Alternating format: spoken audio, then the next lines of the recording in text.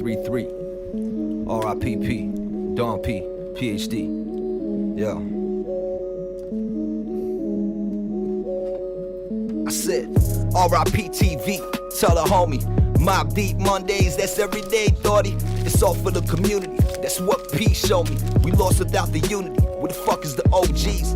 R.I.P.P. God bless the real. Only for the righteous. The rest will go to hell. Flipping through the book of Revelation. Figure it out. Transliterate the translation. Do it yourself. It's the last days. Life is a test and we in a cage. Concrete jungle. Everyday struggle. Fuck the pain. I'm on some HNIC shit. Hegelian 3 shit. If you don't know what I mean, you was never G. Real shit. R.I.P. Yo, P, play that beat back, 333. Burn some weed, re-repeat that. Shake me up a tuka pack, break me off for 20 pieces. I'm gone, never looking back. Y'all can't talk to me. R.I.P. TV, tell a homie. Mob Deep Mondays, that's every day, thoughty. It's all for the community. That's what P showed me. We lost without the unity. Where the fuck is the OGs? Like the weed, play some IMD for me. It's hell on earth for real, but y'all don't wanna see paper trail politics. All the shit was prophecy, strictly for the family. Peace to the prodigy.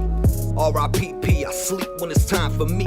Dope dreams bring the skizzy, pour the Hennessy. Searching for some inner peace, couple hundred G's. Deadly weapons and some weed just for you and me. R.I.P.P. I sleep when it's time for me. Dope dreams bring the skizzy, pour the Hennessy. Searching for some inner peace, couple hundred G's. Deadly weapons and some weed just for you and me. Yo.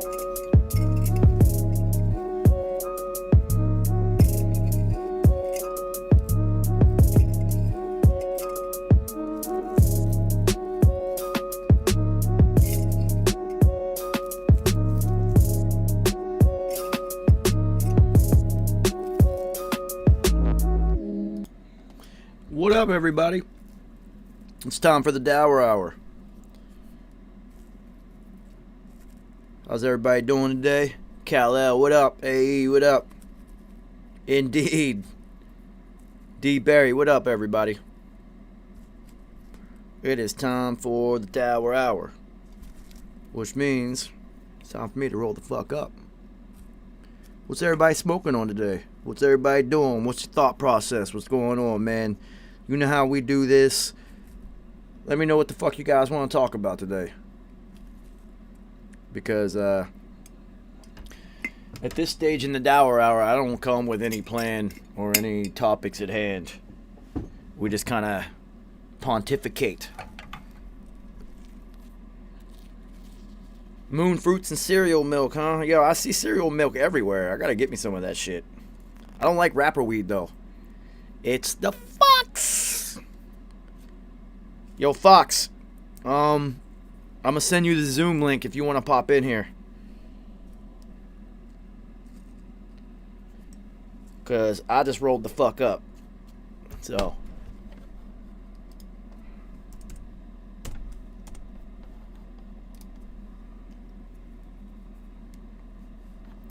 If you feel like it, you can hop into the Dour Hour.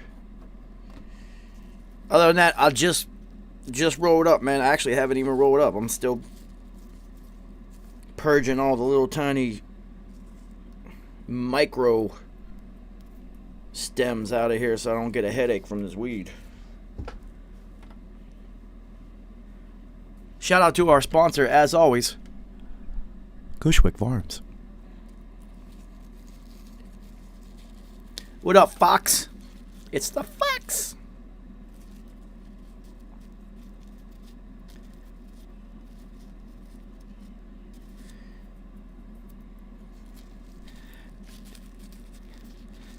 Yo, what y'all don't know is Fox might have me doing something today that I haven't done.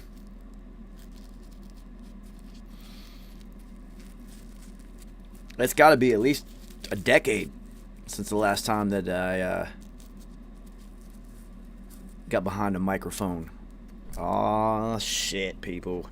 It is going down in the streets.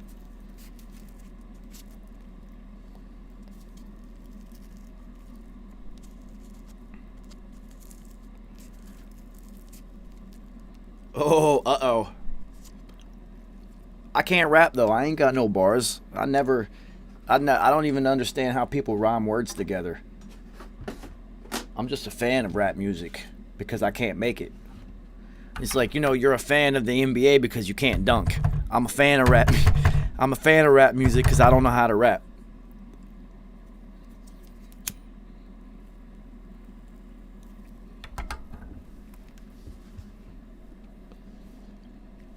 All right, now it's officially the motherfucking Dour Hour because I got Dour in the air. So, what up, everybody?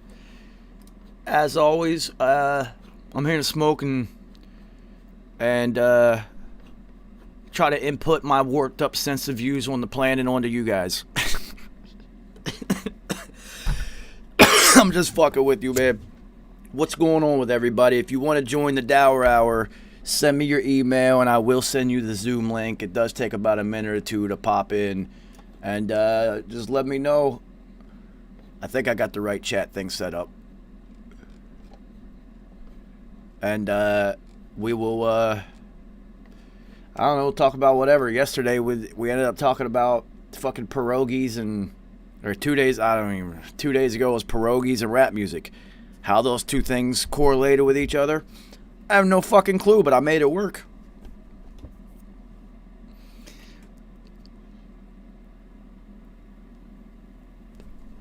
So, before anyone asks, today's trade is... Let me turn it for you. There you go. Obama. Shout out to Cushwick Farms. And my mom's medibles, as always, it's really fucking cool to have somebody that fucks with you.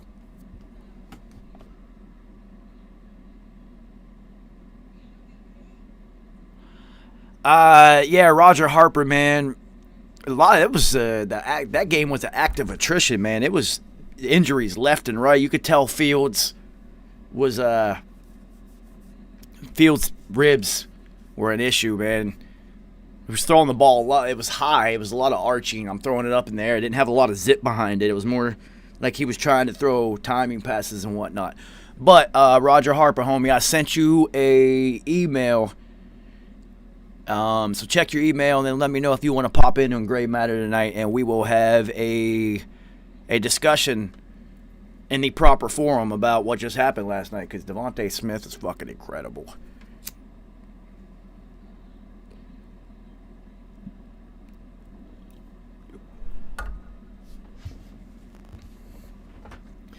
See, that's funny. Roger Harper is smoking Obama.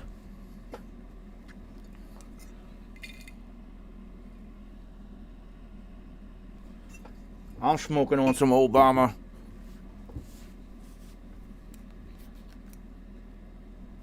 But, completely different styles of Obama. I guess this would be... Roger Harper probably got that first term. I got that second term.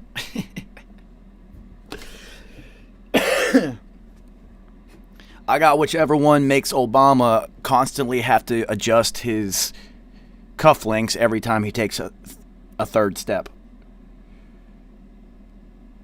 I know I'm not the only one who's noticed that South Park did a whole thing on it. Every time Obama's so cool, man. Every single time he walks, he doesn't wear a tie, but he's always fixing his cufflinks and shit. Like, it looks cool. It looks like he's in a Ocean's 11 movie. He knows what he's doing. They know what they're doing. He's cool, man. Christopher, what up, man? Yo, I got the email. I am not going to listen to any of the beats that anybody sends me until we have the contest, because I'm going to give you guys organic responses. You're going to know whether I like it or not.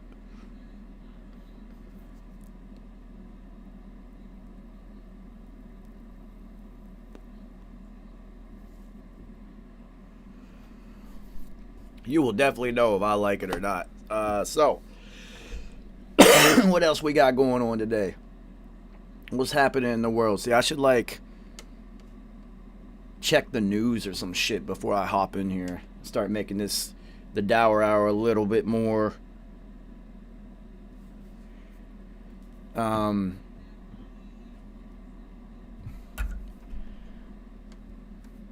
little more structured and entertaining. Although I do like the open format. It's just when you're hosting an open format show and you've got nobody to talk to or nothing to talk about, you literally have to sit here and keep talking and throwing words into sentences that create audible frequencies that mean absolutely nothing and go nowhere just so that you can keep people engaged. And I can't play music because YouTube will shut my shit down. Oh, that's what we can talk about. The purge. The social purge. Welcome to the purge, people. Books, movies, music, things that were once considered classics, things that you might have liked, grew up on, or were influenced by, are slowly... Actually, I won't even use the word slowly.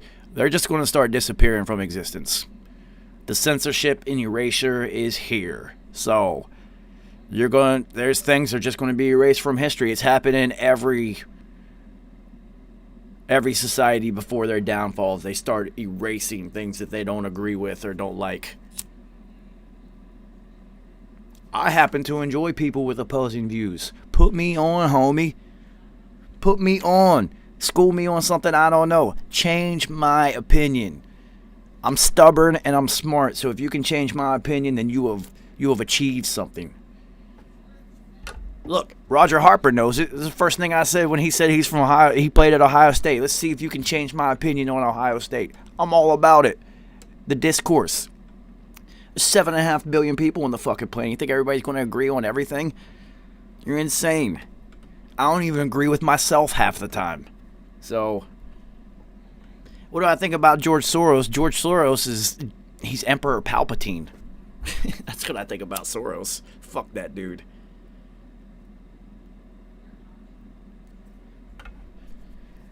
If you really want to know about Soros, who is Jewish, made money during the Holocaust by selling out other Jewish people to the Germans.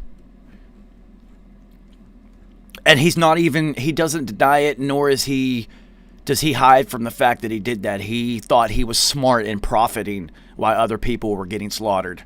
So, that tells you all you need to know about that fucker.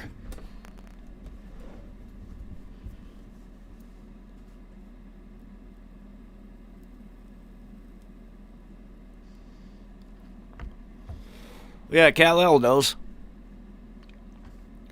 This motherfucker literally sold out his own people. And then brags about it, saying that he was smart. Oh, no, I'm smart because I figured out a way out of it. No, you're a piece of shit. And people like that operate under the premise that there's like one trip. They're only on this for one trip. So this one trip, they just get whatever they can out of it. They don't give a fuck. Or they're completely fucking evil. And with George Soros, he's Emperor Palpatine. I mean, look at his fucking face. We always like to joke in the football world that Bill Belichick is Emperor Palpatine, but it's not. George Soros is Emperor Palpatine. And look at those fucking bags under his eyes. How you worth like $100 billion and you look like that? That's called the human skin that you've been wearing for the last couple decades. You fucking lizard. It's just not fitting it like it used to.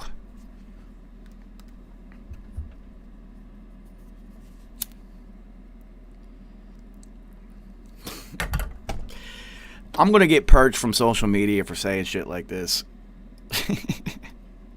They're going to eliminate my platform.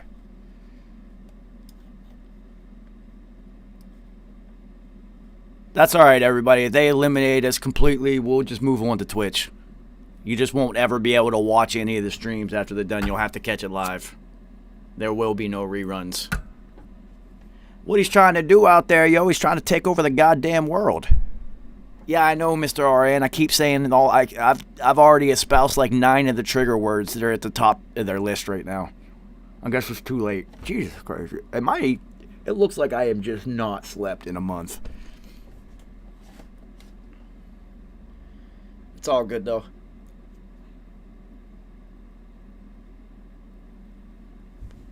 Yeah, I watched Tenet 3 times already. I'm a huge Christopher Nolan fan. I think his movies are smarter than everybody else's. Dave, what up? Like, Christopher Nolan is really smart. They are layered and multi-dimensional thought processes and theories in his movies. I think with Tenet, he tried to push it a little bit too far. Oh, yeah, Kal-El, there are... I mean, it's Christopher Nolan, dude. Like, he did the Batman trilogy. The amount of Easter eggs that they dumped in those movies before he was even huge. So imagine him now. This is the biggest director on the planet outside of Marvel movies. But the biggest individual singular director. Yeah, Memento. Interstellar. Inception. Oh my god, his movies are incredible. Dude, his movies are amazing.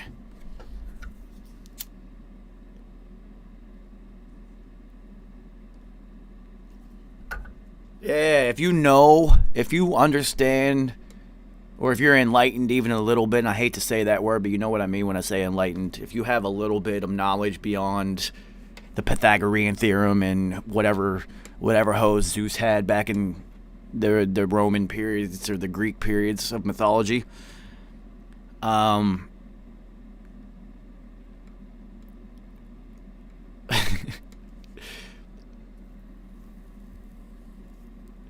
Mr. R.N., you completely fucked up my flow.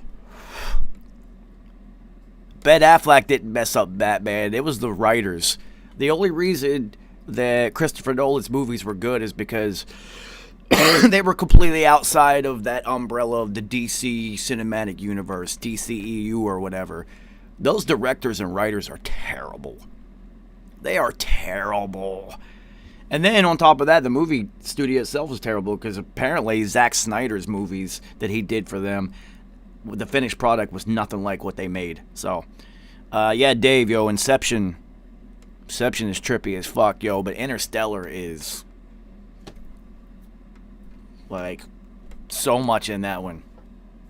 And they brought in astrophysicists and theoretical particle physicists and things like that to make sure that the things they talked about in that movie were accurate. I don't know if he's the worst actor ever.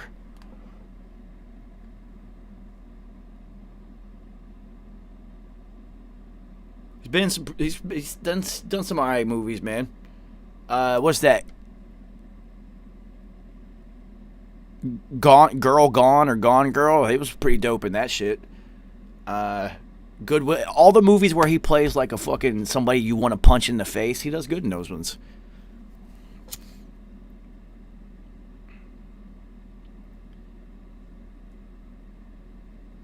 Yeah, Dave, yo, that's why Christopher Nolan is the truth, man. Like, he understands. He gets it.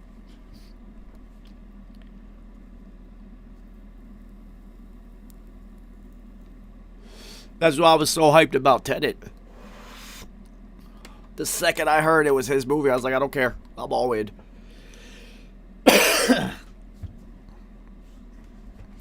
Fuck no, I didn't watch Geely, or whatever the fuck that shit was called. Yo, there's only 3 directors that I'm watching their movies no matter what, and one of them's kind of been removed from that. Christopher Nolan, doesn't matter what he does, I'm watching it. I'm gonna watch it.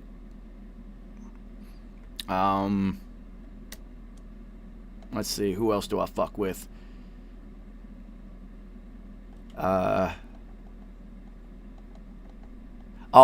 Darren Aronofsky, the guy who did Requiem for a Dream. Dude. Even though his last movie was completely fucked up and twisted, man, that guy knows what he's doing. And I used to really, really, really fuck with Tarantino. I love... Yeah, dude, that's how I'm saying, Dave. When after Mother, I was just like, I don't know, man. I don't know if I can keep fucking with this dude. And Tarantino, that Once Upon a Time in Hollywood, I didn't really like that movie. It wasn't that I watched it more than once to try to, like, get into it, and I just didn't really like it that much. Now, the rest of his movies. So, with me and Tarantino, it's a bookend thing. I never really liked Reservoir Dogs that much. I know everybody went ape shit. I get it. He did an amazing job with almost nothing.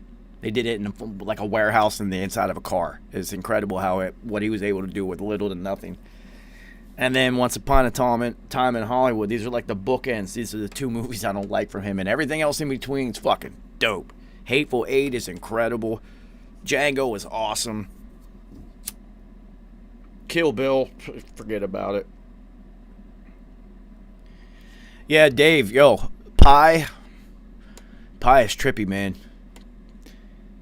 That you got to be high or smart to watch that movie. You're not going to watch it to be entertained.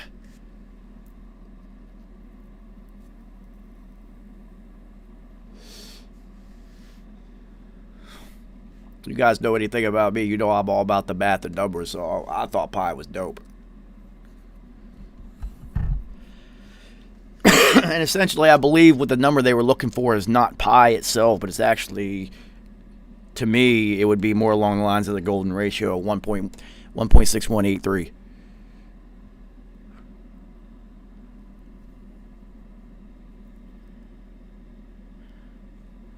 Do I read a lot? Hell no. My mind spins too fast to read. My mind is literally already ahead. Yeah, we're doing gray matter tonight, Flea. You already know. 8 o'clock. So my mind gets ahead. My mind goes ahead of where my eyes are at. It's really weird. It's hard for me to sit down and read something like that. And also, since I have a photographic memory and near total recall, everything that I see gets logged in. So I hate reading because I end up remembering just all the words and shit. And so, not much of a reader, dude. I know it's weird to be smart and not like to read, but it is what it is.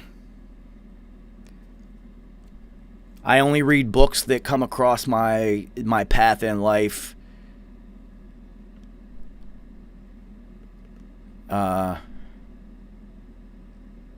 Just randomly. Like, I read the Bhagavad Gita, of all things, because I was going to Ace Hardware store in West Virginia once, and a Krishna from the offset of Hare Krishnas who resided at the Temple of Gold in West Virginia, just stopped me out of nowhere. He was just like,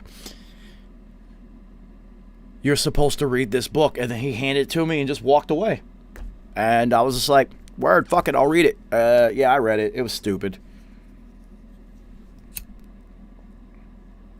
It was stupid. And then, Behold a Pale Horse. Behold a Pale White Horse literally showed up in the mail at the studio with no return address. And the Bhagavad Gita, yeah, it's like the Hindu Bible, but it's a story of war and conquest. It's you read it yourself. I feel like the structure and whatnot of religious texts is I passed that lifetimes ago.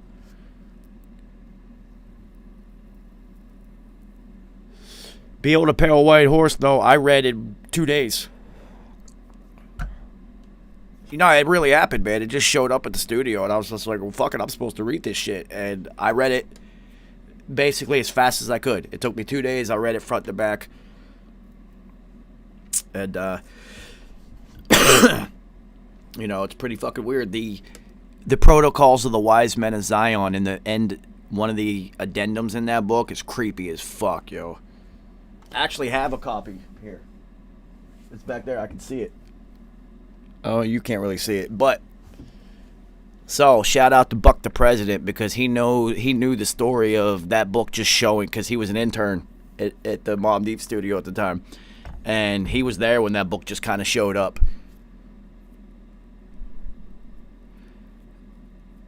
And he knew that the owner who mailed it came like a week later and got their book, and I was just like, well, damn, man, I needed that book. So Buck the President goes to Queens Public Library and just checks out the book and never gives it back. So shout out to Buck, because my copy right back there on my table is literally from the Queens Public Library, and they're never getting that shit back.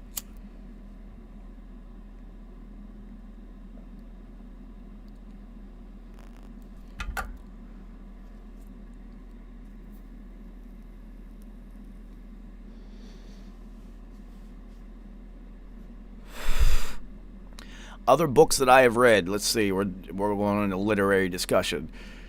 The Secret Teachings of All Ages. That one took a while. It's basically the Wikipedia of esoteric knowledge, all compiled by Manly P. Hall, who's a 33rd degree Mason and whatnot. You kind of got to know what you're reading before you read that one, because there's a lot of names and dates and places and things that if you don't know about these things already, you're going to have to stop, go backwards, go look up what the hell he's even talking about, understand that, and then go back to what you were on and be like, oh, okay, now I maybe kind of understand what the fuck he's talking about. And then, honestly, the last book that I ever read is The Eternal Golden Braid, Godel Escher Bach. That took a few years for me to actually get through that one, and when I got done with that book, I felt I never had to read another book again, because if you can make it through that one, then everything else is pointless. Your brain's already evolved onto a whole nother level of thinking. And it's funny because P gave it to me. P said, yo, yeah. P said, he's like, yo, man, somebody sent me this book in jail, and I only made it up to 80 pages. He's like, see how far you can make it through this one. I made it through. I don't even have it anymore. But it took 2 years, and I never wanted to read anything again after that. I was like, yo, I'm good. This shit just no more books. The guy makes up his own math in the book. Numbers are upside down and backwards, and they mean something completely different. Letters are upside down, and it means, like, you have to learn his brand of math in order to understand what the fuck he's even talking about. And then, at the end of every chapter, he kind of reviews the chapter in an allegory. And it's just like, it's so confusing. It's really, I'm a fairly intelligent human being, and that shit confused the hell out of me. I had to reread chapters in that book so many times. And I can guarantee you, if I go and read it again, most of it I'm going to be like, fuck, I didn't remember this. So, there will be a bunch of shit that I remember because that's how my brain works. I'll be, yep, I remember that, I remember this, I remember that. But so much. 2 years to read a book, man. Books like that you have to read multiple times, and it's not happening. I'm not reading that shit again. If you want a book that depicts exactly what is going on right now, then get the Book of Revelation from Prodigy, because 4 years later, it has become more relevant than it ever was when we created it. A feat achieved by very few. An accomplishment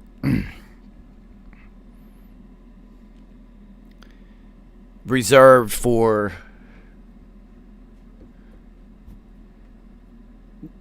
a very, very, very small number of artists.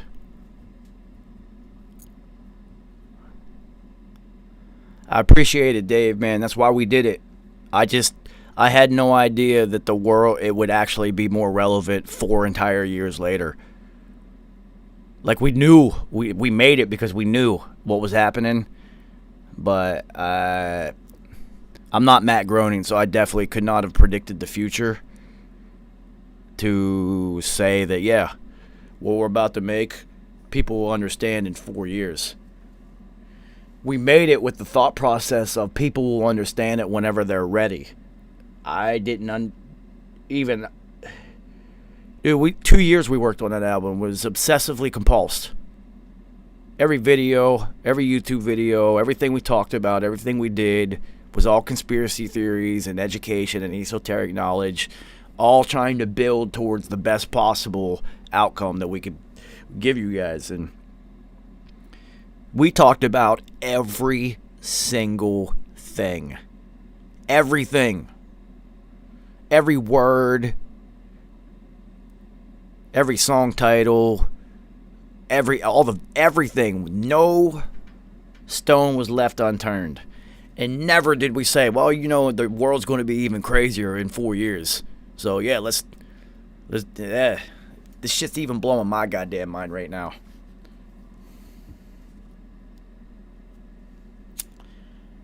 Were we tripping during the making of it? Well, like actually tripping or like bugging out? Because that's two different things. I will say that once we were done with the album, that we tripped a few times and listened to it and like looked at the cover art and all that stuff just to kind of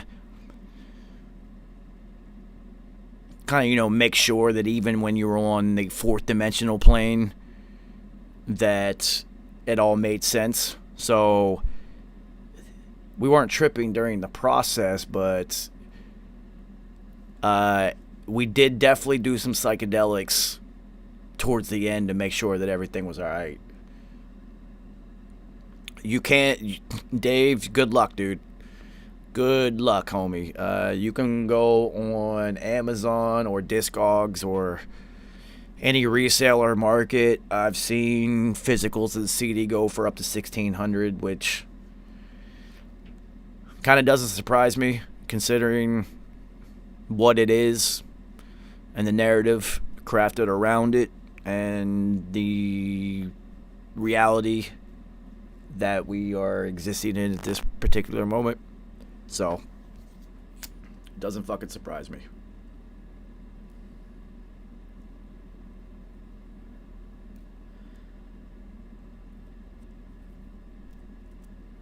So,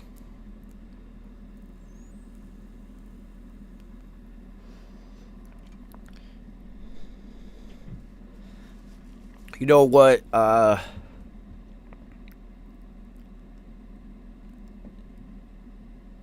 I try to, every single person that leaves a comment on the YouTube, on the album, I try to go and like it and acknowledge and let the people, whoever it is, that took time to listen and actually took time to make a comment, that yes, I do hear you and I did see your comment. It does not go unnoticed. And it's a very humbling experience to go through the comment section on that album, because this is YouTube. This is the wasteland. The YouTube comment section is the wasteland of hatred. There's only I didn't even remove any of them. There's only a couple negative comments at all. Most of them are in the fact that they thought they were being directed to The Prodigy, not Prodigy, the techno group, and they'd be like, this is what I came here for. Only one person went off, and he was just like, this is some pseudo woke fake bullshit piece reaching on every song, blah blah blah blah blah.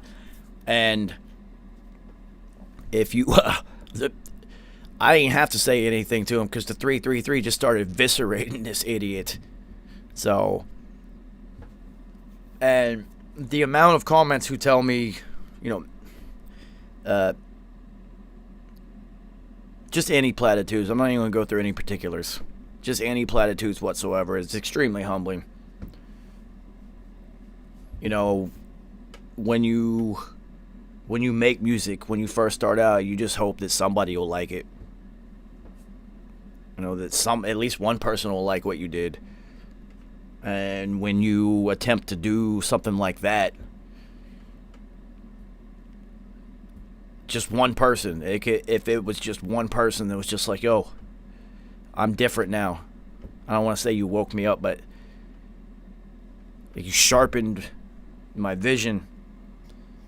Or my favorite of all time, you saved my life. If somebody tells me that we saved their life because of some music that we made, we have won in this lifetime.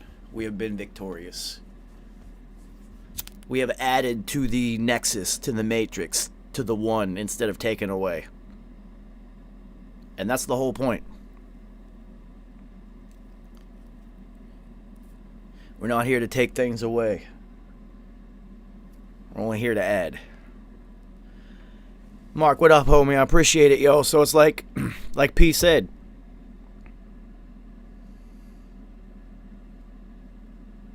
We offer our skills.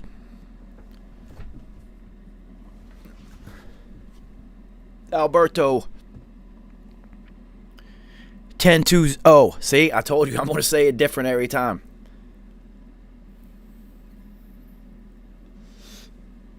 But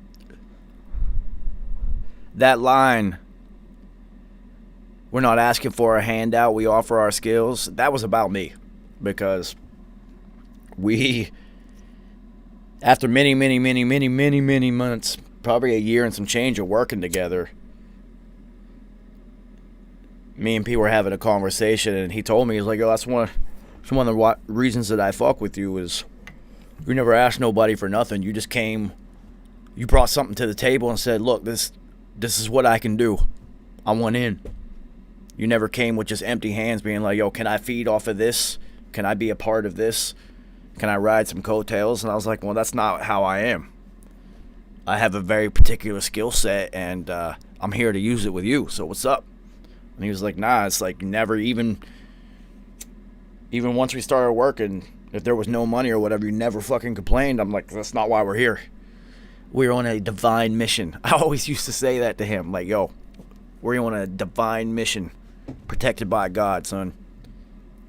We're going to make it. We got to do what we were put here to do together. That's it. That's the whole goal. That's the only purpose, the only reason. This cycle around, because this trip around this physical plane was definitely not me and P's first journey together, nor mission.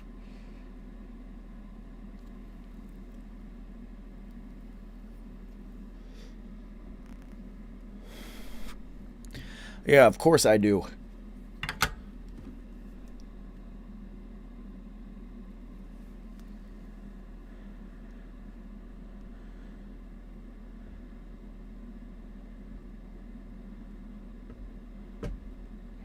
What the fuck is this?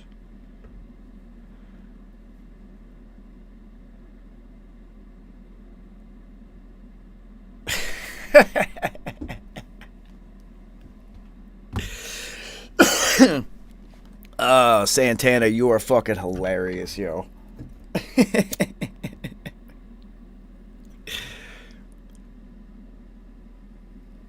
The medical, it's called oncology, ONCOLOGY.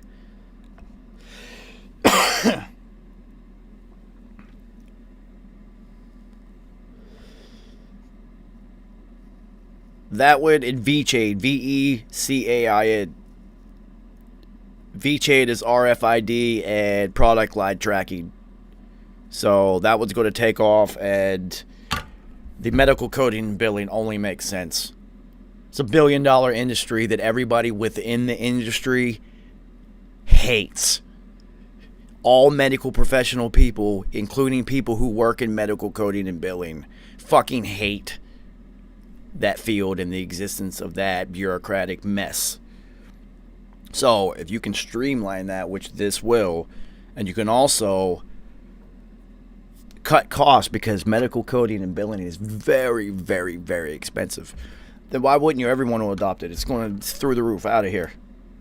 And since I've been talking about it, not even just but since I've been talking about it with you guys, but my entire knowledge of this coin itself, it's gone from less than a tenth of a penny. Now it's up to 50-some cents. So I hate to say that I'm late on it because I never invested in it yet. I've just been watching it. But, you know, $1 back then would have bought you thousands of shares. And that's the game with the new ones. Find something that you understand and you see that it's applicable. And also efficiency. You always have to invest in efficiency. That's the American way. If you can make something easier and quicker while still fulfilling the same task, even if that fulfillment is diminished a little bit, if the efficiency rate and the rate of ease for usage of whatever it is higher than the the loss in quality that you're going to have, then it's always going to go with the efficiency. New York is a great example. Uber, Lyft.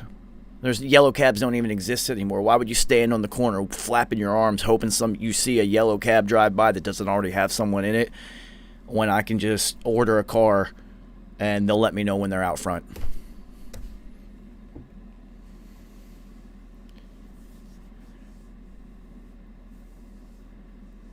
Yeah, please see everybody. We are in the blockchain adoption phase. Everybody is jumping on because it's the next wave in technology. It's like going from paper filing systems and whatnot and books to online databases and things of that nature. This is the next wave. We are now going from huge, giant online databases that fill, terabytes of information and things of that nature, and are consolidated usually down to one source, which leaves them vulnerable for attack and manipulation and corruption and things of that nature. Now you move it onto the blockchain, it makes it way cheaper, infinitely more efficient. It's unhackable, so the safety factor is completely through the roof. So it just only makes sense.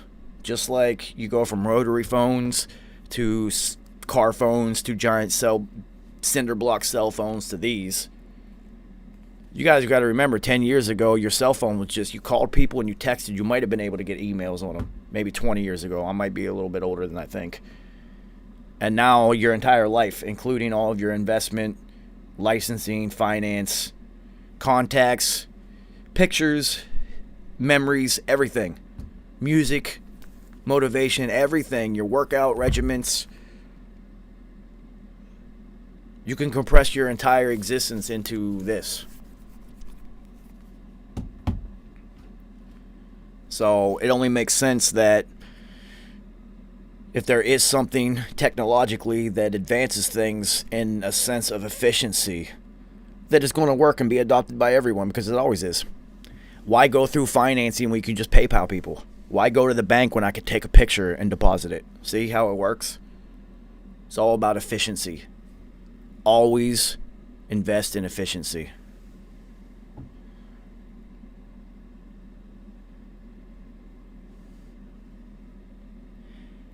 Yeah, the whole digital collectible thing is kind of weird. It's like digital baseball cards. It's kind of odd. It's like they only issue so many of them, so the value of it is in the scarcity, even though it is digital. And the fact that it is digital and across the blockchain, you cannot fake it. You can't fake it. It's impossible. So the whole idea of moving into the digital realm, as far as that goes, is there won't be bootleg versions. You will know whether something is real or not. There will never be questions. And that's why it's dope, man.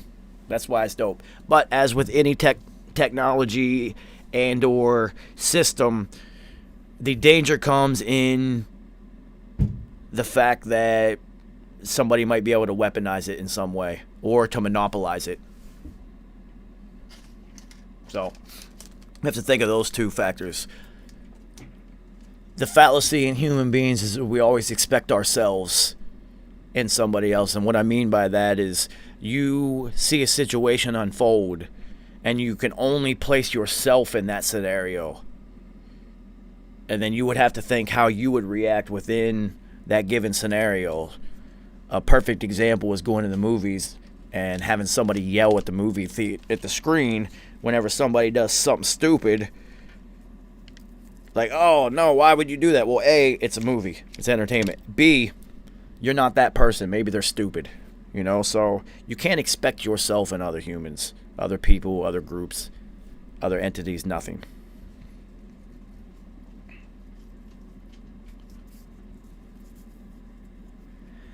Well, D. Barry, the crazy thing about Black Mirror is the main writer, the creator, said that he kind of had to stop what he was doing because he felt like he was predicting the future. Black Mirror was amazing.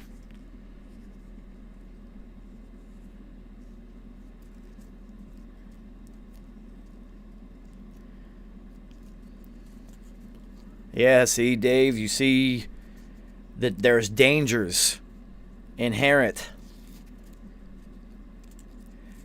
Just as, if you want to look at just as a micro example that we all understand. ACGC, what up, man? So, if music is consumed via streaming, you're dependent on the streaming service being physically available for you to actually stream. So if there's power outages, server outages, ransomware attacks, anything like that, then now, just because of extraneous factors, not even within the realm of control within the entity itself, you now have lost access to your entertainment, right? Your media. Now, what we're experiencing now, and is the dangerous part of it, is the internal factors that may mitigate whether or not you have access to your media. So these people essentially become gatekeepers. And gatekeepers are extremely powerful. And they like to wield that power because power corrupts. So you're looking at somebody who says, well, if we don't want your music on our streaming service, or if someone else who can pay us, who is linked to somebody within our organization, or presents a scenario that might be mutually beneficial to both them and us, comes around and says, well, no, you need to remove that, I don't like that, well, then it gets purged and now it doesn't exist, and there is no availability for anybody who only consumes their media, or whose only media access is through a streaming service of some type. So you see how it works. You cannot celebrate the purge of your enemies through these means because you're next. What you have to understand is things like that never stop. It will consume itself. Everyone will be blocked and banned. You won't be able to say, think, or do anything. You think the verbal police are bad, wait until the thought police start hitting. Which is essentially where we're at now, because they're not even words. The social media, you write a thought. You write a thought out on Twitter, and now you can lose your job.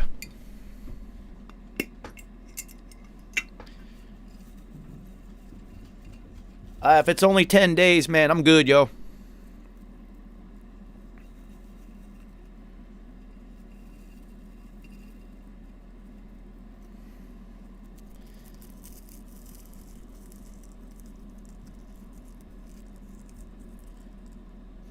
But even just in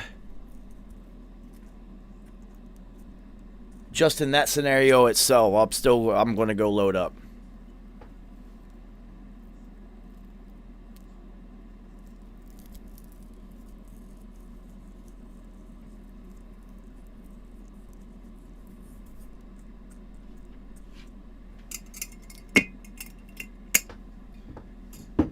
Sorry, I'm rolling the fuck up. So,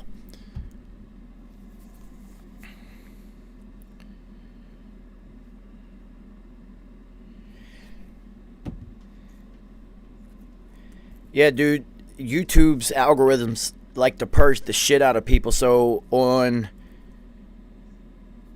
our first episode of Beat Boutique last Thursday, I didn't play any copywritten music, nor did anyone else who sent me music. But just because somebody had used a sample within one of those beats, the algorithm picked up the sample and totally fucking blocked the video.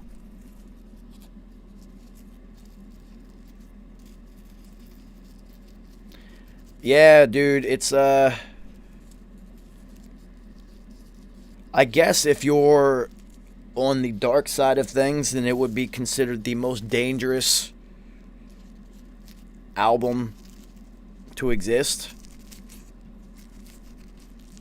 Not just based off of content alone, because I'm sure Immortal Technique has gone in even deeper and more in detail than what we did on more than one occasion, and as has other people. David, what up? But the danger comes in its ability to impact, and its ability in whatever numbers that impact might have, and then in the potential domino effect of that impact. Because if one person is affected, then how influential is this, and what is the probability that this person might go tell one other person, or two, or three? And these are statistically measurable. It's 3:33 somewhere. It's time to light the fuck up, everybody. Actually, it's 3. I'm fucking retarded, yo. It's 3:33 here. Shit, it's not 3:33 somewhere. It's 3:33 right here on the East Coast.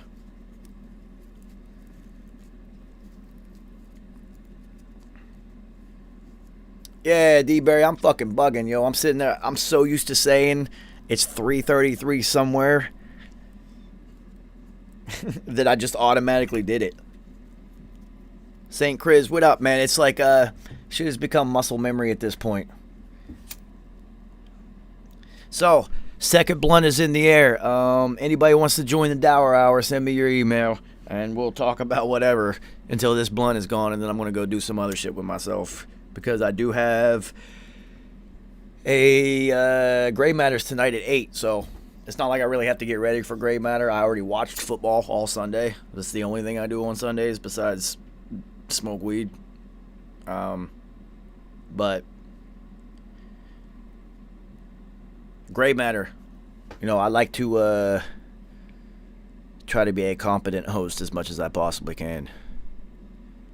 Dave, it already does. You can test it yourself.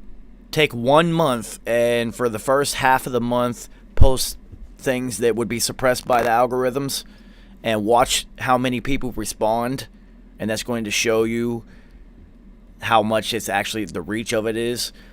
And then take 15 days off of that, and then in the next 15 days, post like, you don't even have to post propagandish things or try to perpetuate the messages that they want you to do or the narrative. You post shit about dogs or whatnot, and then watch the reach and spread and see how it goes.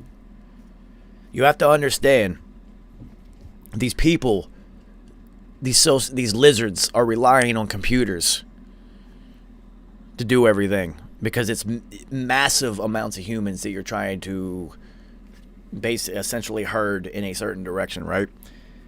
They're relying on computers for all of it, and computers are controlled by ones and zeros. There are defined limits and parameters. No matter how big the computer, even fucking a quantum computer is still, in the beginning, is defined by ones and zeros. Now, once it goes full quantum, I don't fully have the understanding of what happens after that. I just know that there is no limit to its computing power. So, you see how they did it, Dave. You know, you fuck with the dopamine receptors by putting those likes and whatnot, and then you start to threaten people with removal of that little hit of drugs if they don't do like what you want. And that becomes a biochemical reaction and not even a moral or social reaction.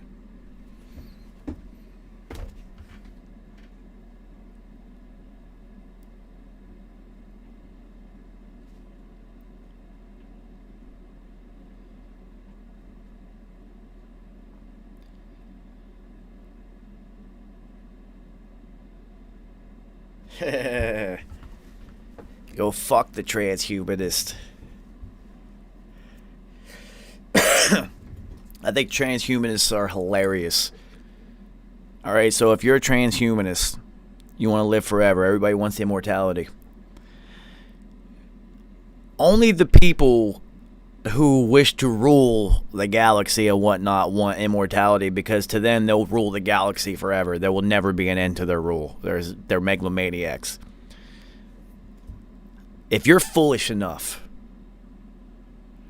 as a plebe of society, as a one who walks amongst the dirt, to believe that you want to live forever, let me tell you something, homie. You're not in that club, and you never will be unless you're willing to do the things in order for you to get into that club. And then, in order to get into the club at the highest of levels, you have to have been born into it, so it doesn't fucking matter anyway. So, if you think for 1 second that you're not going to have to work for the billion years that you're alive or whatever it is that what you really want? Immortality doesn't sound too great when you're like, well, wait a minute, I have to keep doing this same thing? Like for infinity? And yeah, it's going to. That's how it's going to work. You're not just going to get to like exist and hang out and like every day is just whatever you feel like because you're around for infinity.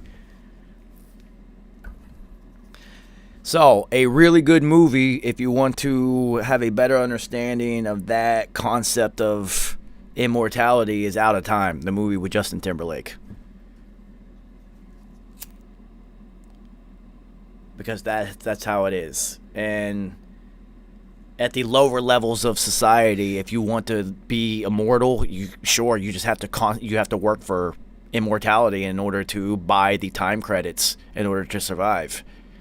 But if you're rich and powerful and have born into it, then they're already like programmed to live for 1 trillion years. So,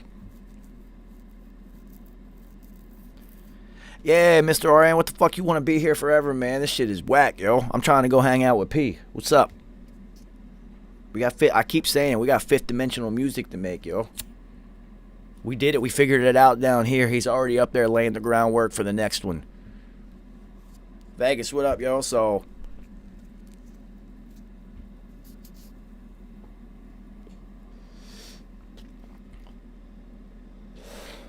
I got to prepare for the next phase, the fifth dimensional. It's gonna be so dope to mix records in the fifth dimension. I bet you I like get to like go inside, like exist inside this bubble, and and do some shit. Yo, man, these transhumanists, man. You're robbing yourself of the experience. That's not how it's supposed to be.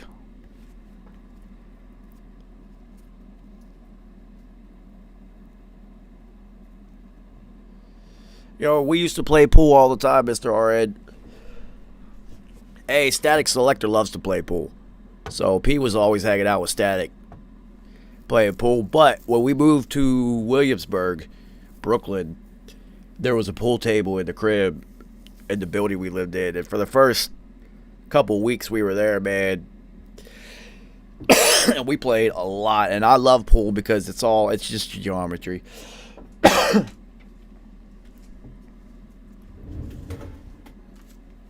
It's just physics and geometry, which is cool with me.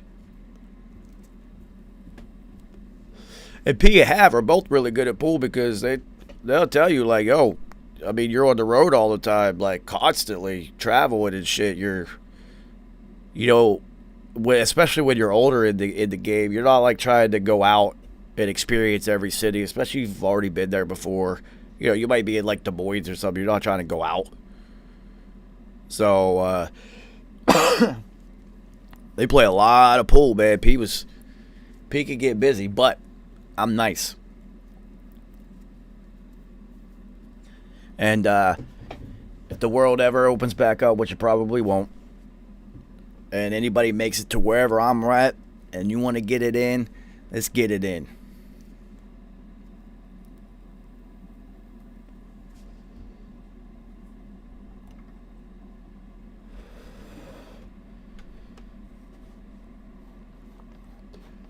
So, yeah, man.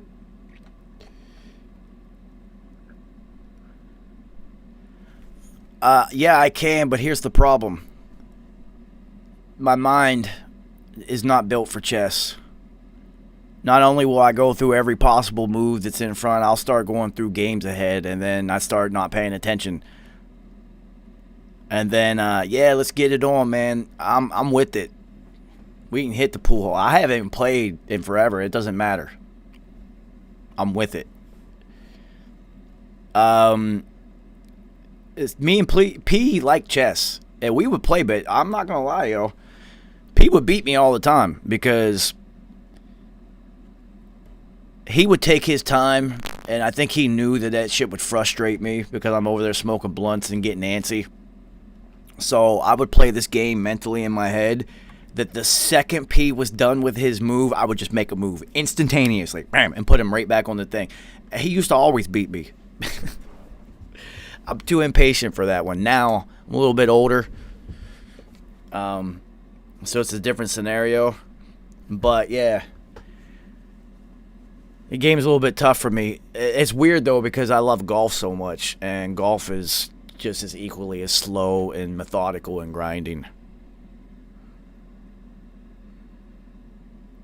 I mean, before Madden became a joke, I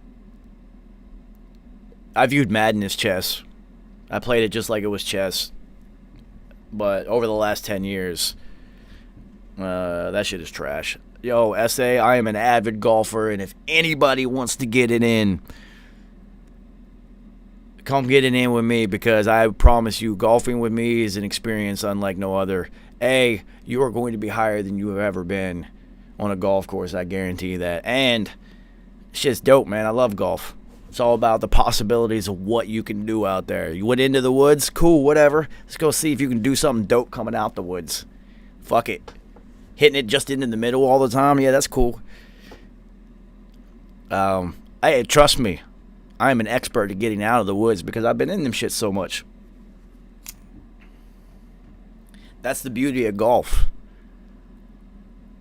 One of the inherent expert level skills of golf is to be able to clean up your mistakes and get yourself out of a bad situation.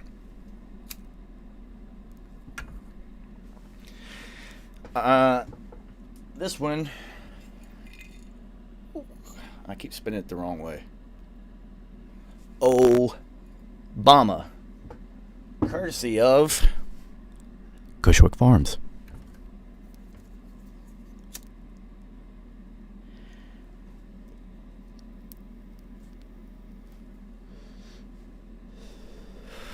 Yeah, if anybody ever hits the golf course with me, you'll like it. I've taken many people who have never played golf before out there because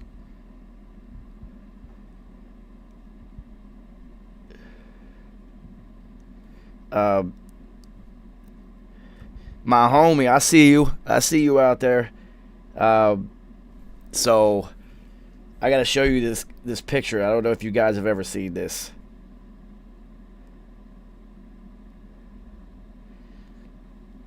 So when we lived in Kew Gardens, there was a golf course literally 1 mile away from the house.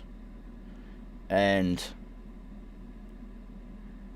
I ended up meeting and befriending a professional golfer. And he used to go there almost every day, and he'd call me in the morning and be like, yo, what are you doing? I ain't doing shit. He's like, let's go golfing. He'd walk by the penthouse, and I just meet. Well, he'd come up, we'd smoke, and then we'd be out. We'd walk to the golf course, go play, come back. Same scenario, 3 to 4 times a week. So one day, we're getting ready to go out, and it's funny because Pete always said the exact same thing every time. Golf wang. Right before I walked out the door, golf wang. And I'm getting ready to walk out the door with my homie, and P doesn't say golf wang. He's walking out the door with us, and now I'm assuming he's about to go walk to the corner store or some shit, right? Go get some American spirits. And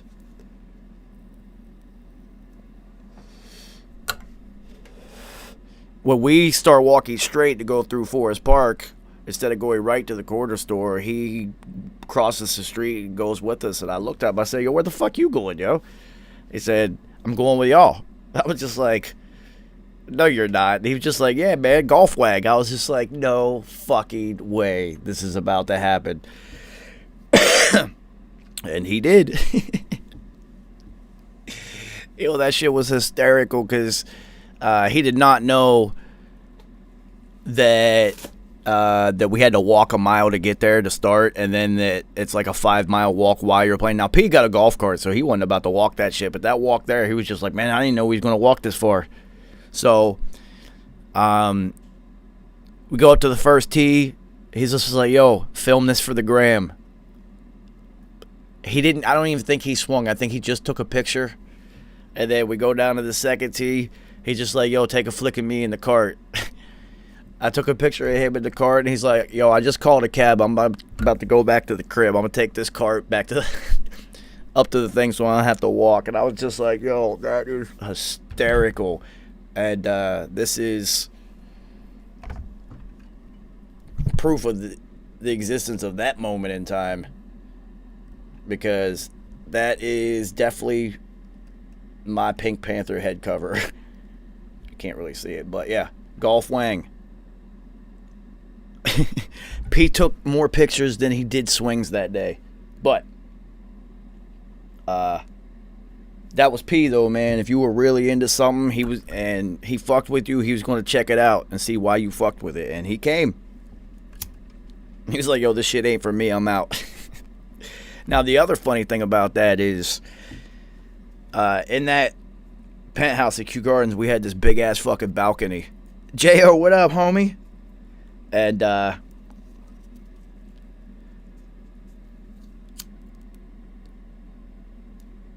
told P, I was like, yo, I'm going to put a putting green up here, dude. He was just like, yeah, whatever, I don't give a fuck. And I went up on the roof like a week later, and there was all this AstroTurf up there, and I just cut out this big-ass strip of it. Yo, J.O., I know you got Zoom. I'm about to send you a Zoom link. Let's have a convo.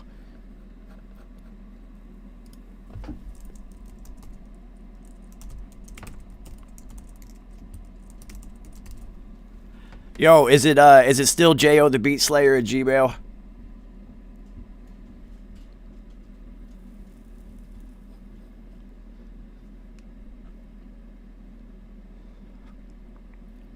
Alright, I'm about to send you the Zoom link right now. This is hilarious that you popped in, my homie. Because as I'm talking about the crib at Kew Gardens and whatnot, J.O. had come there a few times. So he knew. And if my memory serves me correct, you did putt on that putting green before.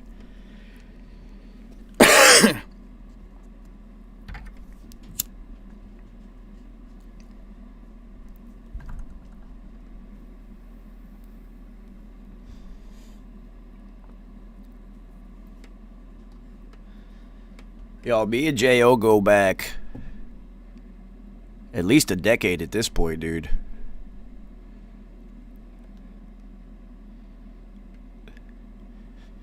Yo, J.O., his first yeah. Hold up. Yeah, my motherfucking dude. What up, son? What's up, bro? My bad. I didn't put on my shit. Yo, man, this is becoming my favorite show on 333 TV because now I've got about 5 shows that I do now. Nah, I see you, man. I be following you. I don't be going in all the time, but I be seeing you meditate and talk about football. I do it all, man. I got a football show tonight at 8. I do the morning meditation because I feel like with meditation, like normal people like us, the hardest part is just to start doing it, right? Yeah. And I'm just a normal person. I'll smoke a blunt with you and then sit down and be like, yeah, let's do this. Mm-hmm. And then just, it's just about getting people started. And then you see it's not that goddamn hard. Yeah, that's my thing too, man. Just getting started with it. Just focusing and just because I seen it. I was going through, like, I was just like skipping through. I'm like, damn, Joe really into it. It's been like an hour. He's still doing it. Yeah, once you get into it, man, you'll burn through an hour. It'll feel like 10 minutes. And then you're just like, oh, shit. All right. Yo, this summer I really honed in because of the Roni. I got a garden, right? So I would just go out in the morning and literally sit and just meditate in a garden for like an hour. But I'd play the healing tones and shit in my ears and shit, and just my dog would always sit right beside me and just start the day. That's the best way to start the day. So you you go on YouTube for the meditation music? Yeah. Okay. I have one that I'm gonna I gotta finish it. Shout out to Ike, because Ike actually gave it to me way back in the Infamous days. Okay. And I got to recreate it because I lost it, but it's the same thing that we listened to, and but it's got a heartbeat and the ocean waves in it too. Okay. And the liquid and heartbeat just automatically gives you that inherent in the womb feeling again, right? And it just kind of you just get lost in it. But yo, what up, son? What's up, man? Yo, good to see you. I swear, the other night I was literally on YouTube for maybe like an hour looking through all the old sessions and all the. One of my questions is, why did Cash change his verse on that 3 the Hard Way beat, bro? Havoc didn't like it. He didn't like the one that he recorded live? Yeah. Bro, I don't understand, bro. That shit was incredible. That was my first introduction to Cash. Yeah, he did. Then when I heard the verse he spit, I'm like, this doesn't sound like the shit I heard before.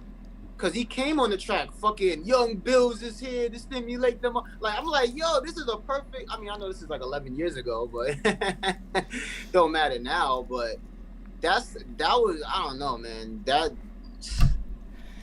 Yo, son, let me tell you this now that I got you face to face in an audience. Yo, I'm proud of you, man. Thank you, man. I'm proud of you, man, because yo, your video game is dope, man. Yo, so I mean that should open up the avenue and the availability to do other people's videos. I mean, I'm open to. I mean, I don't know how to edit and film, but I'm open to giving artists like ideas because sometimes artists run out of ideas when it comes to doing. Well, videos. that's what I'm saying. It's not even the technical aspect; it's the creative aspects is sometimes the most difficult. You can find a million people who edit and got cameras and shit like that, right. But if they don't have any creative ideas, they're just gonna. Yeah, exactly. you know the rap video. Like in and out with the money, with the girls. Pull the chain out, all it's just all the same typical bullshit. I'm still waiting for somebody to do it, and me and Cash were going to do it first. And I probably shouldn't say it because somebody's going to steal it, but we already threw it into the ether. Okay. Dude, I'm still waiting for somebody to do a video that's completely satire, like the whole money thing, to where they go to the strip club and it's all money, but every time instead of a stack of money, it's a stack of bills. And then it's throwing bills at the strippers? Light bill, phone bill, student loans, just all that. Strippers, like everything like it's real money, everything, but just have it be bills. I think that shit would be hysterical.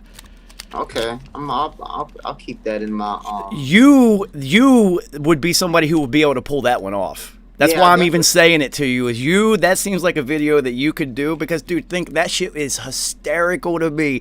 All dead serious, but just like all of it the same. Everything just Sally Mae.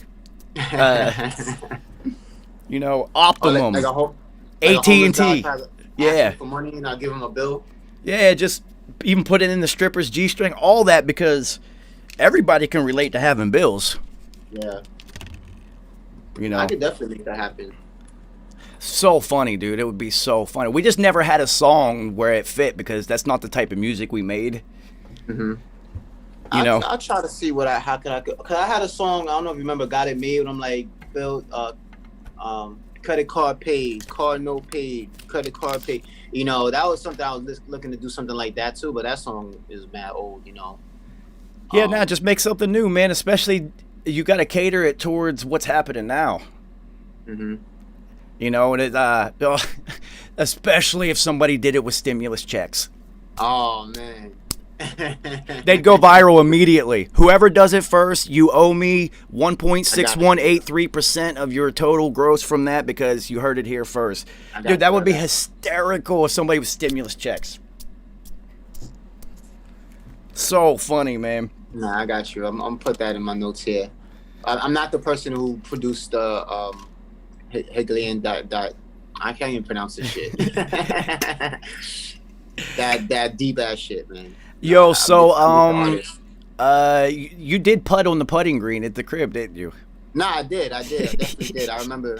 I definitely did putted. It was trash. But I do remember you had the putting thing. You know, we put it. I think I put it like once or twice. Yeah, we had the putty green and the weight bench out there. Yeah, the weight bench out there. And it was a beautiful view. Yeah, see, I love that crib. Beautiful Was view. fucking dope, man. I love that place. Man. I love that cute place. And it was in the cut too, in a really nice neighborhood. Super quiet. Super quiet.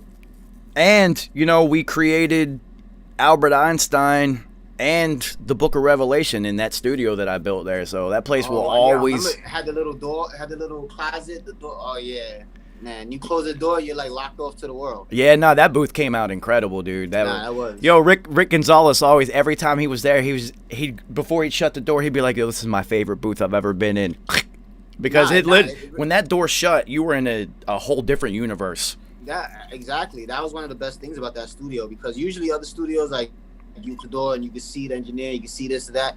With that, man, you close the door, that's it. You in your realm.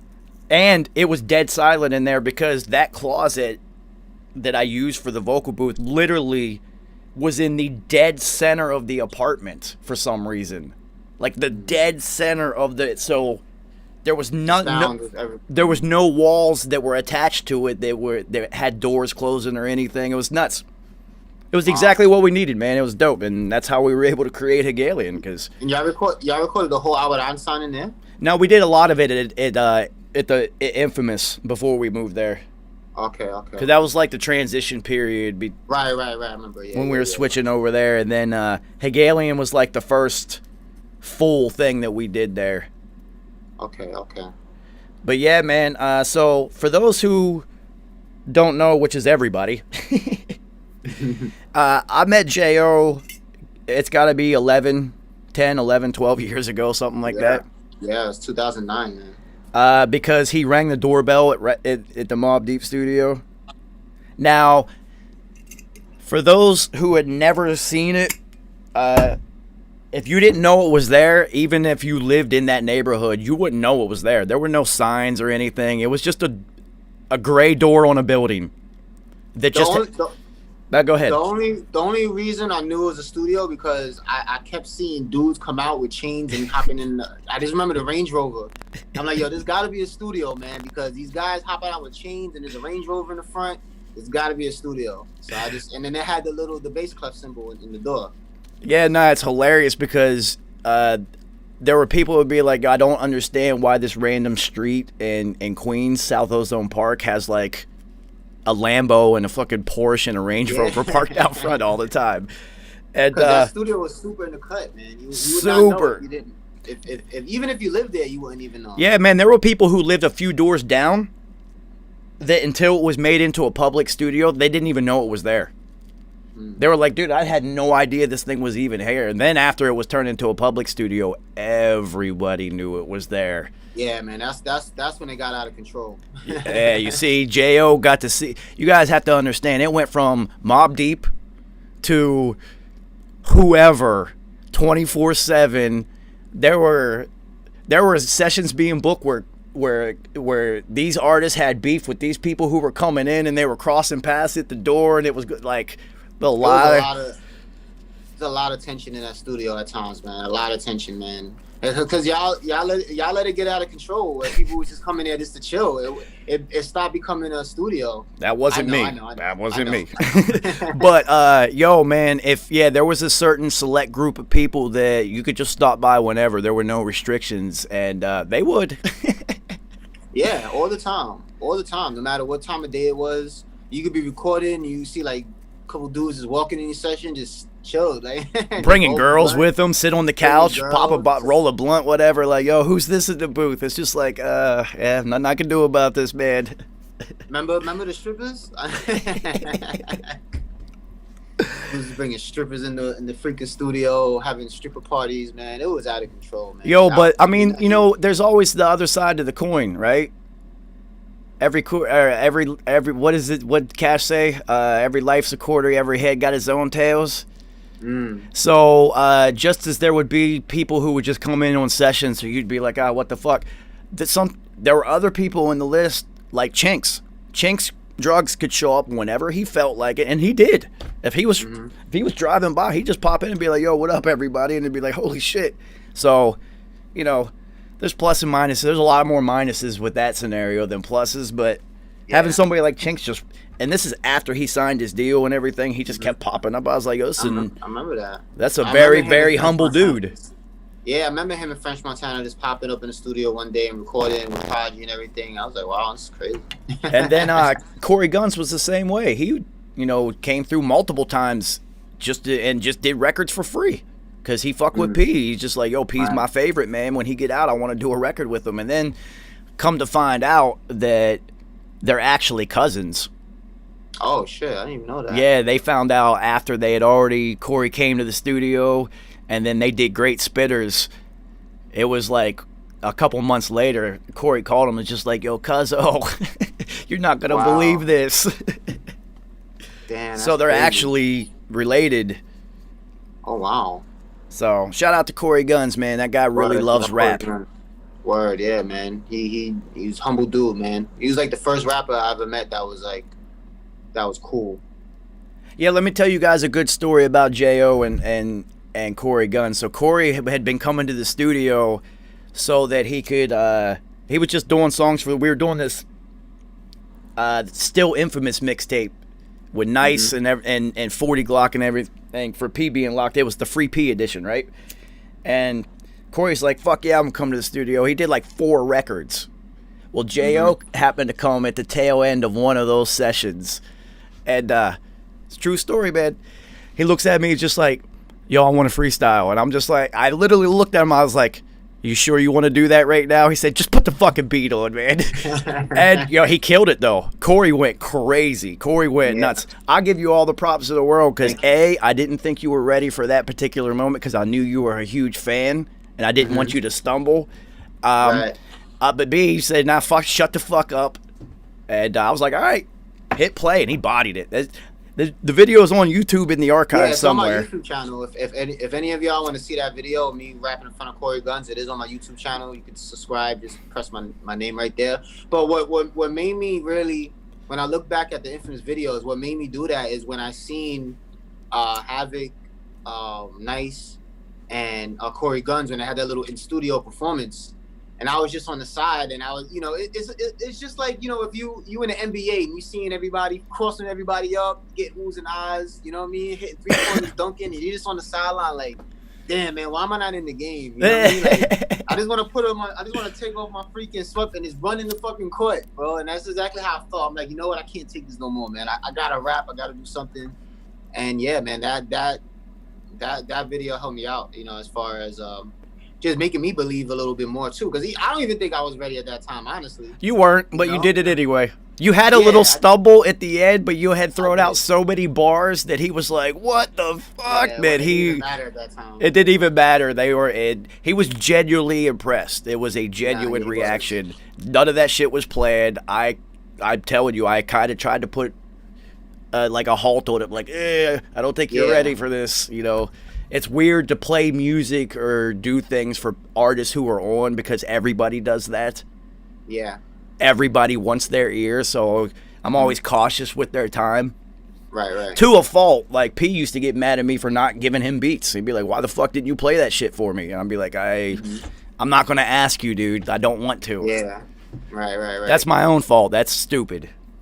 Nah, yeah, but hey, man, it be like that. Sometimes, that situation taught me, like, sometimes you just gotta go for things, man. You can't just sit back and just watch from the sideline where everybody, you just gotta get it, man. You just gotta freaking just like a situation like that. Maybe just remind me, like, maybe like 2.5, almost 2 years ago, I was in Texas, South by Southwest, and there was like some artists performing, whatever. And they were like, yo, who over here want to rap? Because I didn't have a slot to perform. I was just there checking it out.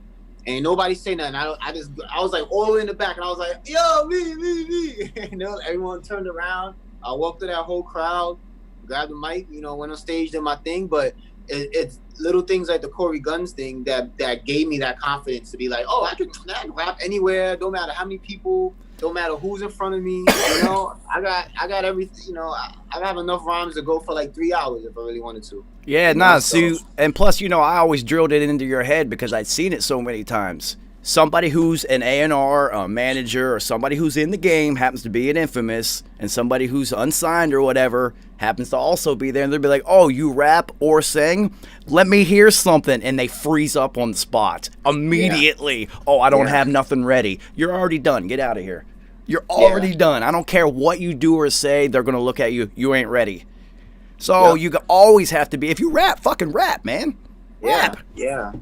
But, you know, the art of rap is kind of like, you know, I don't even really know a lot of rap. I mean, I know a lot of rappers. I don't really know a lot of artists, honestly. You know, it's very few. As many as I've met, it's not a lot I could say that I could be like, yo, freestyle right now, and they could spit some hot ass shit, you know? Yeah, I mean, that's one of the reasons I always hold Cash in such high platitudes is if you say rap to him, not only is he going to rap, he's going to body it, and then he's going to look at you and be like, what do you got? And if you don't rap, he'll just go back in. Yeah, absolutely. And that's what it takes to be a real artist, man. You know, you gotta have those just in case, you know. Sometimes I'll just rap to myself when I'm just walking. I'm just like, all right, let me make sure, like, well, that's more for like performing and everything, but yeah, man. You know, how you been though? How's everything, bro? Are you still at the other spot? Yeah, you know, if somebody wants to record, which is very far and few because kind of like the roadie kind of put a stop to in-person recording and whatnot. Yeah. Then sure. And then if I got to do something over there, of course I support the homies. But, you know, I just kind of operate out of this space now. Here, okay. So.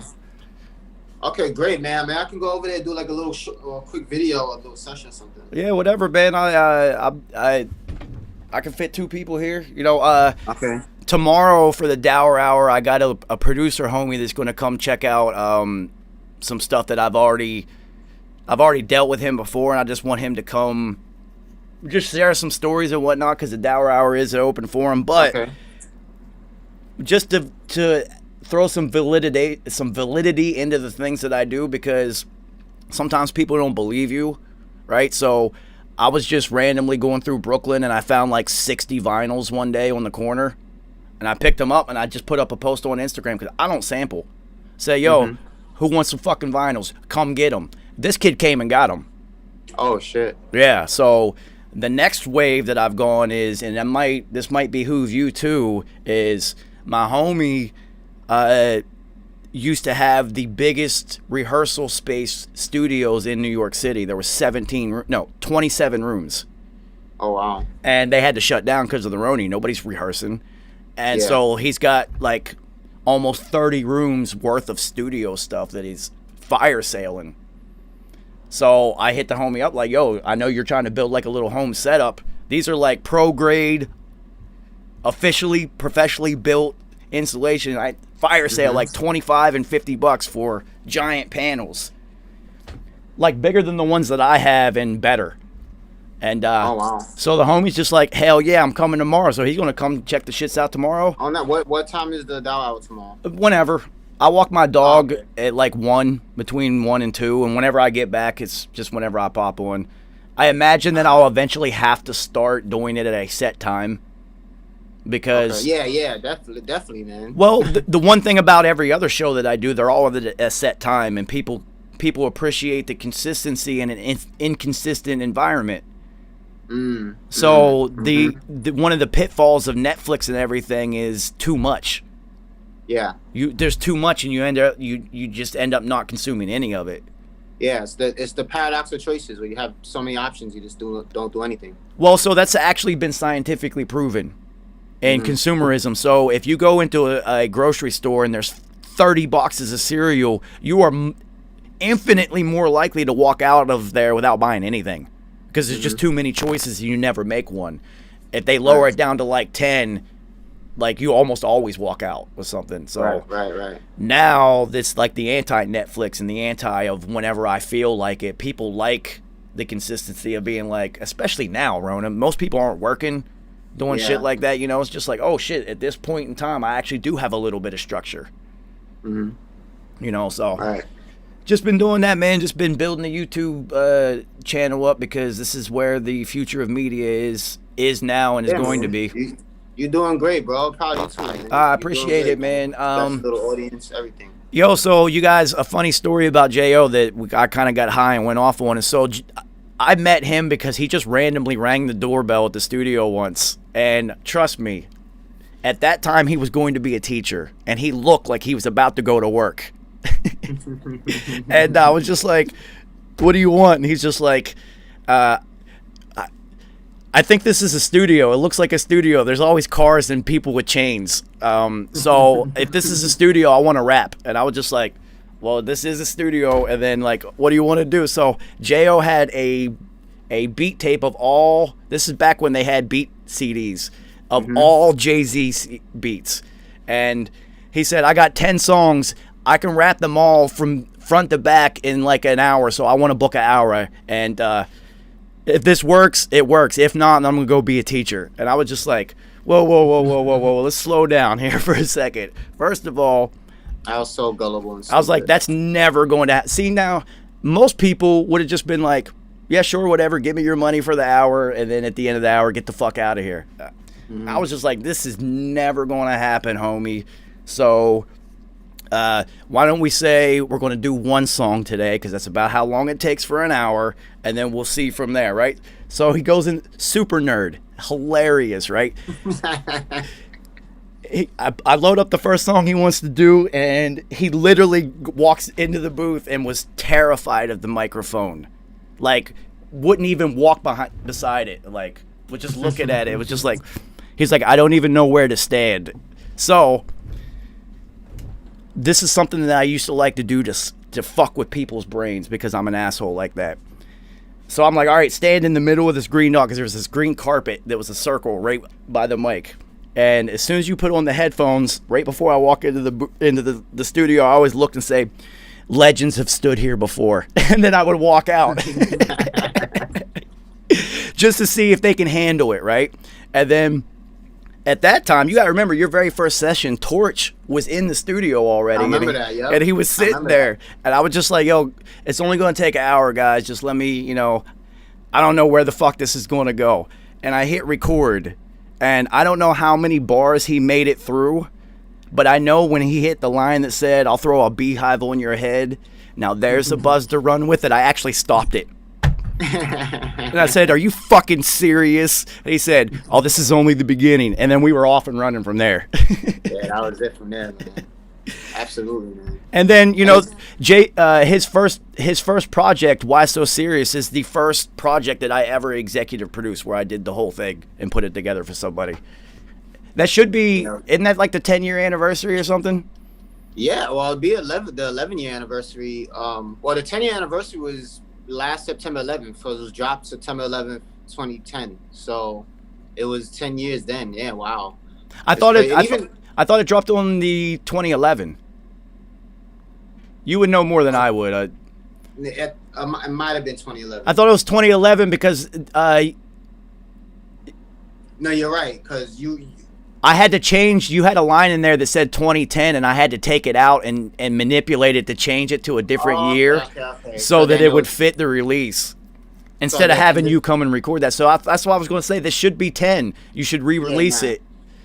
I still have it too. Maybe I was thinking of maybe I should re-record it just to just to show my improvement. Because even when I hear it, when I listened to Why So Serious a couple days ago, I was like, God damn! I mean, I'm saying some shit, but I sound fucking trash. Well, I mean, you just started, but there was no hunger in my voice. Yeah, but that was the appeal, and was the innocence and all of it. Yeah, that this could be something. Yeah. Yeah, you should do a limited physical 10-year anniversary. Do like cassettes.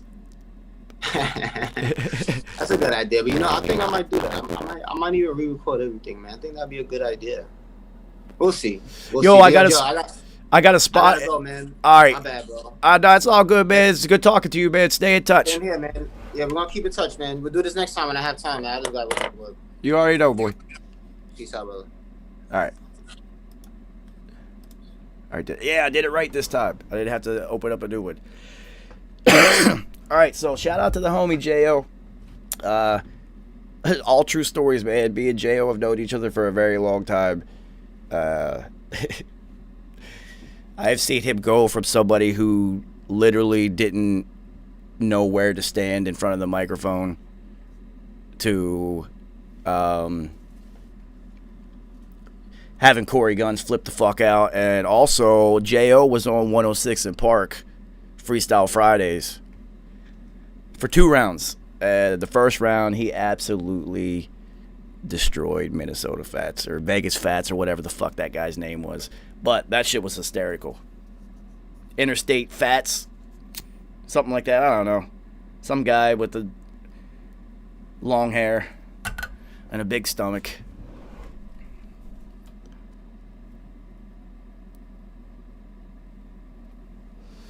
So, that was good to talk to the homie. I haven't seen him in a while.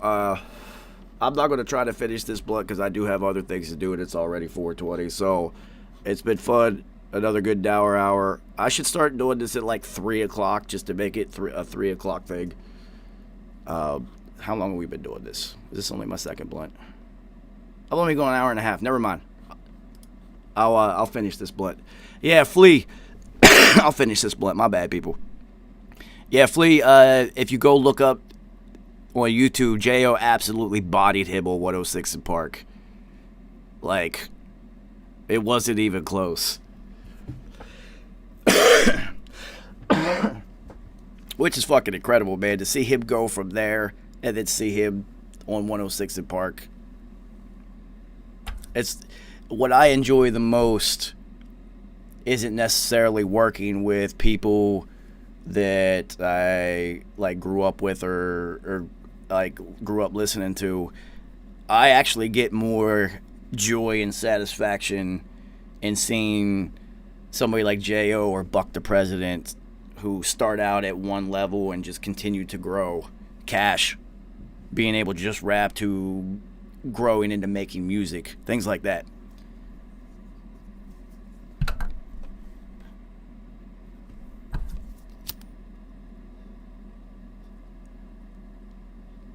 And now the Fox, because every song is just another step forward, another moment of maturity and growth, both as an artist and a human being, and it's fucking dope.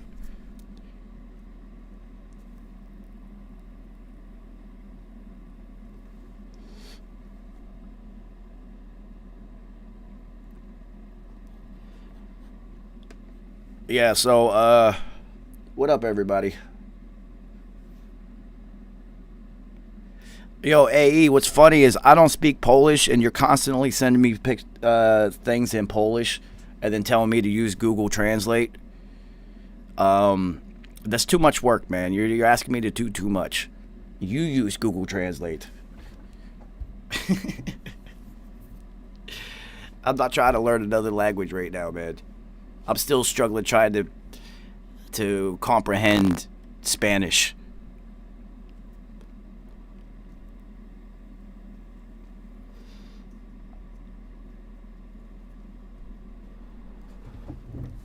See, look at that. Look, dude. I wouldn't even know where to begin how to pronounce the last thing that you typed in the chat. Jay-Z is... What the fuck is PRZ? How do you even say that?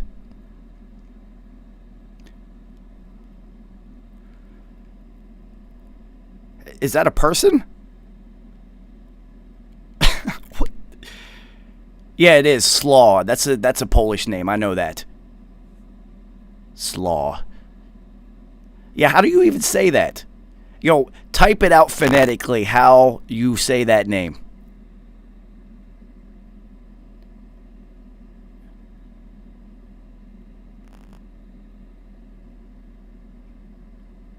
What are the phonetics on that? Because I'm lost, man.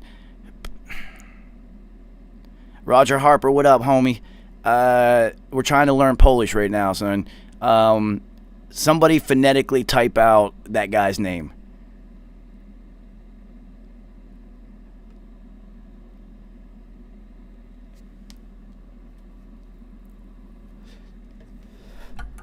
See, now, if he gave up, then how am I supposed to commit to that? How am I supposed to commit to that Polish enunciation if you gave up on it? See, I don't even remember how to do that.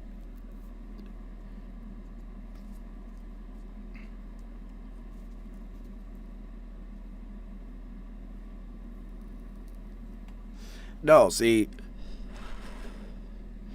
that would be the wrong euphemism. That's a very good description of it. Like, I'm supposed to know that shit. Premise, I don't even know what that is. None of us do.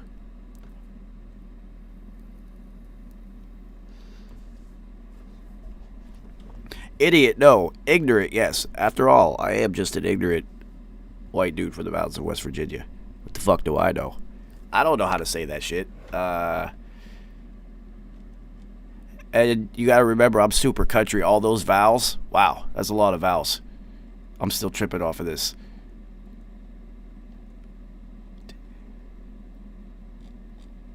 Yeah, how do you even say that?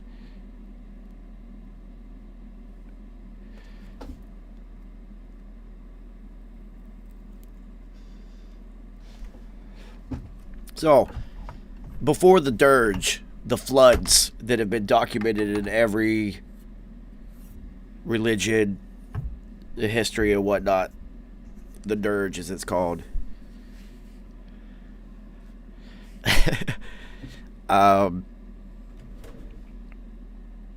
There was only one language. There was a common language. So Atlantis used to house all the knowledge of the common language. Everything was in one language back there, right? So the floods happened, and it wasn't just Noah that survived and his tribe. Of the ones that survived, whatever, you have to think of evolution and whatnot. But the funny thing to me is the evolution of language. So the original language gets distorted over time and interpretation and things of that nature.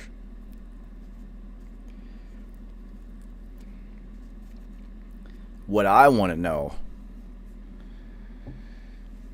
the original source language, how far of a departure is Polish? Because that shit is out there, yo.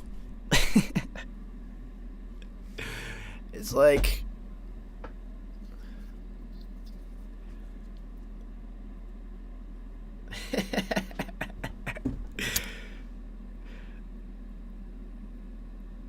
yeah, Flea, that's my defense mechanism for everything. I'm just, what do I know? I'm not supposed to know anything.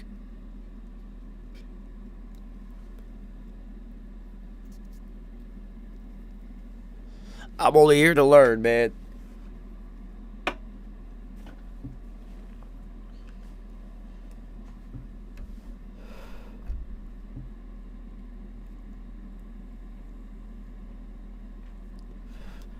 Carl Cox is a dubstep producer.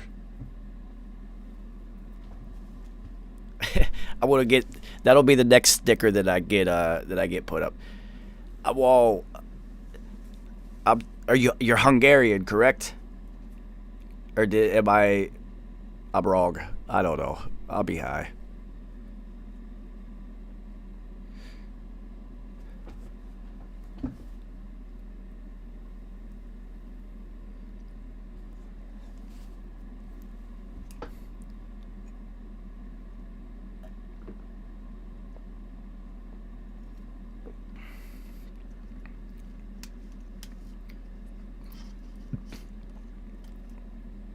You want to know how I know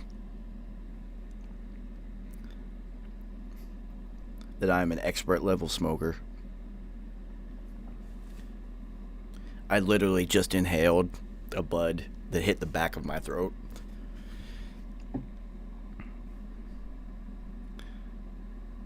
Zero reaction. No coughing, no nothing. Just calmly handle it. The mistake when that happens is to try to cough and spit it up because it's stuck back there. Calm yourself down. Don't try to breathe. Just take a drink real quick. You'll be fine.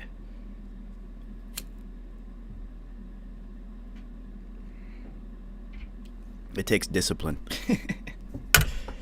I have blunt discipline.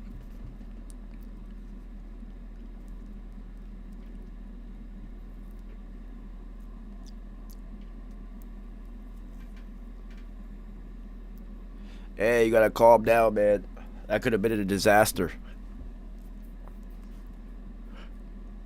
Plus, you know it's sticky. The shit gonna stick to your throat anyway, man. Just fucking morning meditation, calm yourself, center, execute. I can't drink coffee, homie. It gives me a headache. Unless you're referring to coffee as Devin the Dude calls it. Shout out to Devin the Dude, one of the coolest people in the history of people.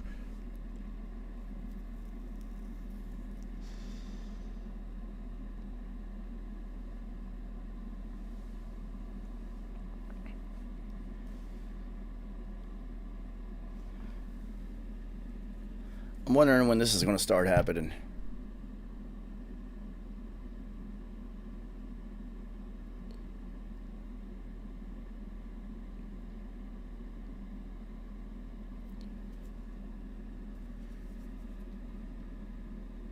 We shall see.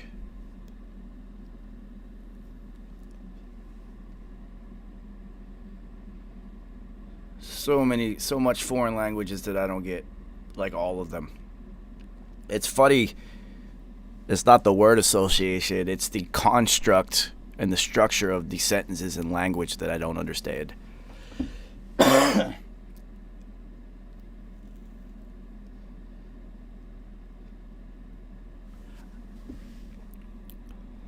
Yo, Flea, we will discuss that at length because we realistically only have a few games to talk about tonight on Gray Matter. So, 6 games on the weekend, and then 4 coming up this weekend of the national title. So, only a few games to discuss tonight. And,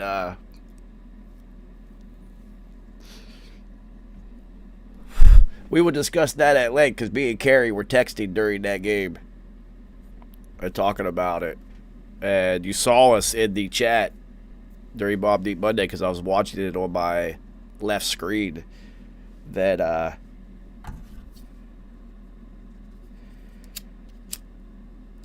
it's awful easy to play quarterback when you got like 47 5-star recruits in line to catch passes from you.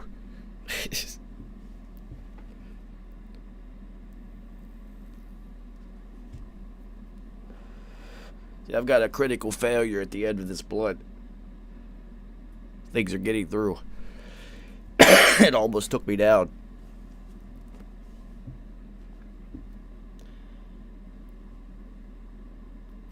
Alright, we got 3 minutes left. 3:33 seems like a logical conclusion on when to end this episode of the Dour Hour.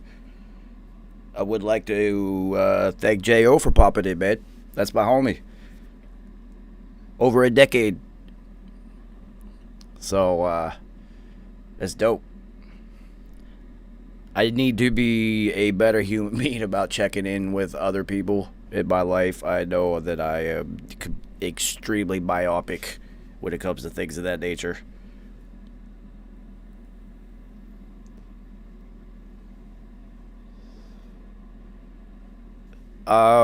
It depends on what your case is there, AE. And it's going to have to be something that's going to be worth it to them. So, good luck. All the lawyers I know want that bread.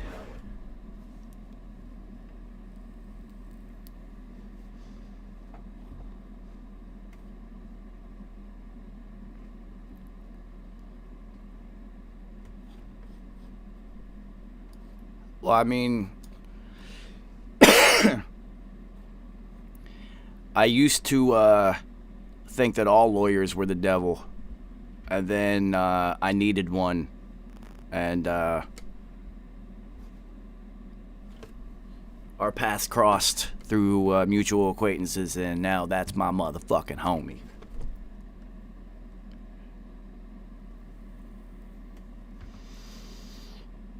I felt like Breaking Bad where they said we don't need a criminal lawyer, we need a criminal lawyer. I'm not saying that he's a criminal lawyer.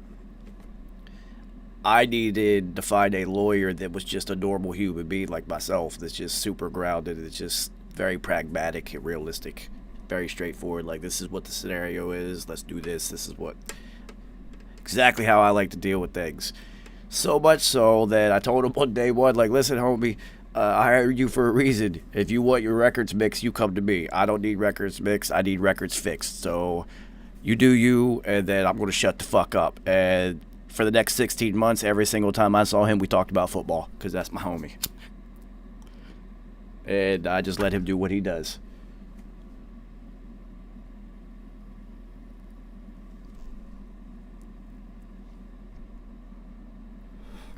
So, lesson for the day, hire a good lawyer, people.